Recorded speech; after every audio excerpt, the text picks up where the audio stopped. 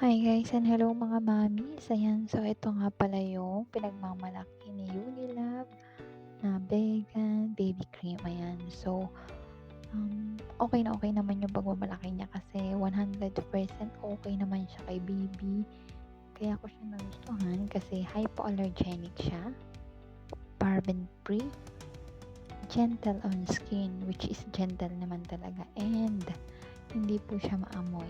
Ayan, so ang cute niya kasi secured na secured yung lotion ni baby.